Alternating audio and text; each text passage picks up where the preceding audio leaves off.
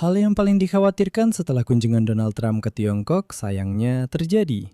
Trump melakukannya secara resmi bahkan di depan kamera. Presiden Amerika secara terbuka menyatakan bahwa Amerika Serikat tidak akan berperang demi Taiwan jika Tiongkok menyerang.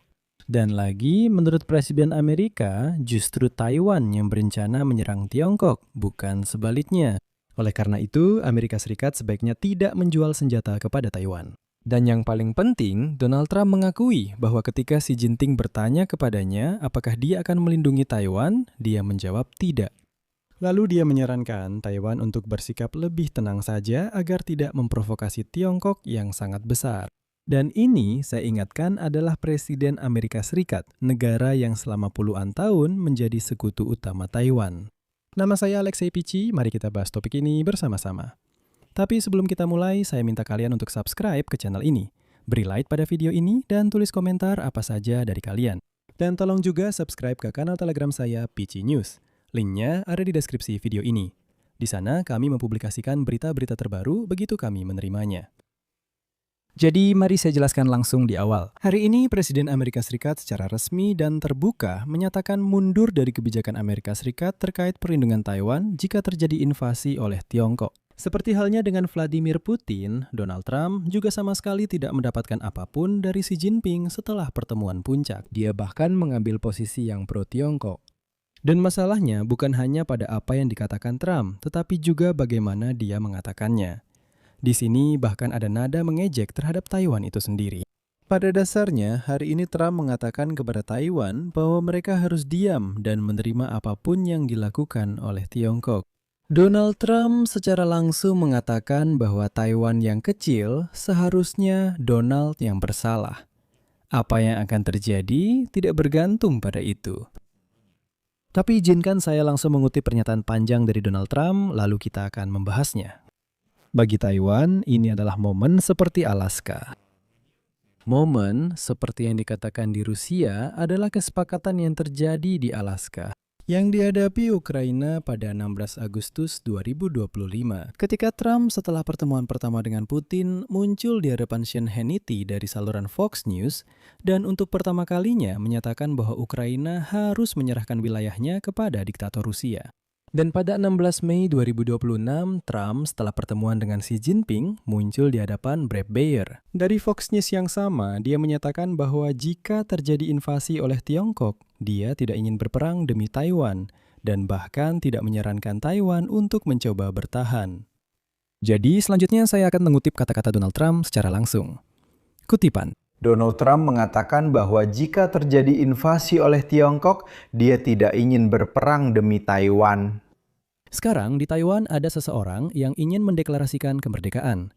Nah, itu adalah hal yang berisiko ketika Anda mendeklarasikan kemerdekaan, Anda tahu. Mereka ingin mendeklarasikan kemerdekaan karena mereka ingin terlibat dalam perang. Mereka menyadari bahwa mereka didukung oleh Amerika Serikat. Saya ingin semuanya tetap seperti sekarang. Saya tidak ingin ada yang mendeklarasikan kemerdekaan. Dan tahukah Anda, kita diminta menempuh jarak 9.500 mil untuk ikut serta dalam suatu perang. Dan saya tidak menginginkan itu. Saya ingin mereka sedikit tenang. Saya juga ingin Tiongkok sedikit tenang. Saya belum menyetujui kesepakatan penjualan senjata ke Taiwan senilai 14 miliar dolar. Kita lihat saja apa yang akan terjadi. Mungkin saya akan melakukannya, mungkin juga tidak. Tapi kita tidak mencari perang. Jika semuanya dibiarkan seperti sekarang, Tiongkok akan setuju dengan itu. Tapi kita juga tidak ingin ada yang berkata, ayo kita nyatakan kemerdekaan karena Amerika Serikat mendukung kita. Kalau Anda melihat peluangnya, Tiongkok adalah negara yang sangat-sangat besar, sedangkan Taiwan adalah pulau yang sangat kecil, hanya berjarak 59 mil dari mereka. Dan kita, saya ingatkan, berada 9.500 mil jauhnya dari mereka. Ini adalah masalah yang agak rumit. Kalau Anda melihat sejarah Taiwan, Taiwan berkembang karena kita punya presiden-presiden yang tidak mengerti apa yang sebenarnya mereka lakukan. Karena kalau mereka memberlakukan tarif pada chip, mereka, maksud saya para produsen prosesor, tidak akan pernah pergi. Semua ini sebenarnya tentang Intel dan perusahaan-perusahaan kita yang lain. Mereka mencuri industri prosesor kita. Yang dia maksud adalah Taiwan. Kalau saja salah satu presiden kita berkata, kalian boleh pergi dan membangun di Taiwan untuk menjualnya ke Amerika. Tapi kami akan memberlakukan tarif 200%.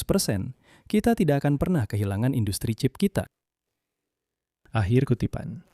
Ya, itu semua adalah kata-kata Presiden Amerika Serikat. Dan menurut saya, di sini bahkan tidak perlu banyak komentar. Trump benar-benar menyerahkan Taiwan ke Tiongkok dan menyarankan Taiwan untuk tidak melakukan apa-apa jika Tiongkok menyakiti pulau itu. Dan jika Taiwan tidak setuju dengan itu, maka dia, Donald Trump, bahkan siap memberlakukan tarif terhadap mereka. Seluruh retorikanya bermuara pada pertanyaan, siapa kalian sebenarnya? Taiwan, kalian itu siapa? Kalau bukan karena produksi microchip kalian sama sekali tidak dibutuhkan. Sebenarnya itu hanya pulau kecil yang entah di mana, sekitar 9.500 mil dari kita. Sebenarnya kami tidak peduli dengan pulau itu, sama sekali tidak suka. Saya akan memberlakukan tarif kalau kalian macam-macam di sana.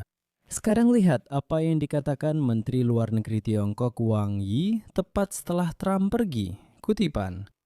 Kami merasakan dalam pertemuan itu bahwa pihak Amerika memahami posisi Tiongkok dan menganggap penting sikap serta keprihatinan Tiongkok dan tidak mendukung maupun menerima gerakan kemerdekaan Taiwan. Ini adalah pernyataan publik dari Menteri Luar Negeri Tiongkok bahwa pihak Amerika pada dasarnya telah menyetujui posisi mereka terkait Taiwan. Dan Washington tidak membantah pernyataan ini. Tidak, sebaliknya Donald Trump bahkan dengan jelas menyatakan betapa dia sangat setuju dengan hal itu.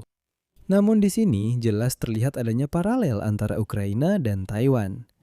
Trump mengatakan bahwa dia tidak punya kewajiban apapun kepada Taiwan, begitu juga kepada Ukraina.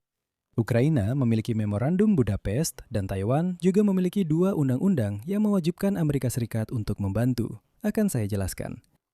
Ketika Donald Trump diingatkan bahwa Amerika Serikat secara hukum berdasarkan Undang-Undang Hubungan dengan Taiwan tahun 1979, wajib memasok senjata ke Taiwan untuk pertahanan diri. Dan juga berdasarkan undang-undang lain tahun 1982, Amerika Serikat memiliki jaminan tegas kepada Taiwan bahwa mereka tidak akan pernah berkonsultasi dengan Beijing mengenai pasokan senjata ke pulau tersebut, pulau itu. Trump membalas secara harfiah seperti ini. Dengar, tahun 1979 dan 1982 itu sudah sangat lama sekali, dan sebenarnya situasinya sudah berubah. Itu terjadi di abad yang lalu. Sebenarnya Anda sedang bicarakan apa?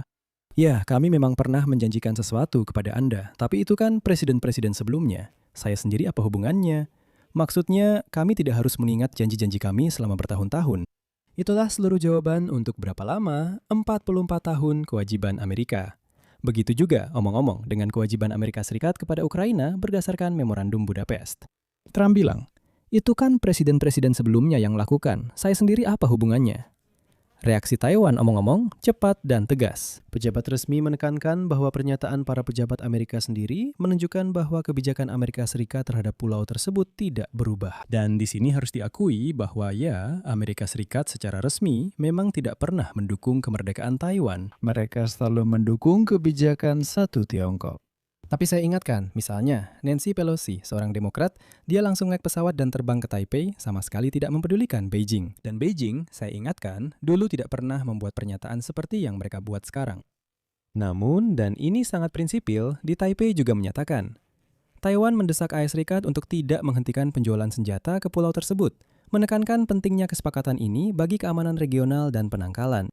Artinya, Taipei secara terbuka meminta agar tidak menghentikan sesuatu yang secara terbuka ditolak untuk dikonfirmasi oleh Trump. Ini bisa dibilang jelas menunjukkan keraguan terhadap mitra. Jelas bahwa ini menjadi kemenangan bagi Tiongkok meskipun penasihat keamanan nasional Waltz keluar setelah KTT dan seolah-olah mencoba menenangkan semua orang. Selanjutnya, saya akan mengutip pernyataannya. Presiden Trump mengatakan bahwa dia tidak ingin melihat perang di Selat Taiwan. Cara terbaik untuk menjaga perdamaian adalah dengan memberikan senjata kepada Taiwan yang diperlukan untuk mencegah invasi dari Tiongkok komunis. Dan Beijing tidak memiliki hak suara atas senjata apa yang kami jual kepada Taiwan atau negara lain manapun. Ya, tentu saja itu terdengar indah, bagus, kita bangga. Tidak ada Tiongkok yang akan mendikte kita apapun. Tapi saya tekankan, itu adalah penasihat keamanan nasional, bukan presiden.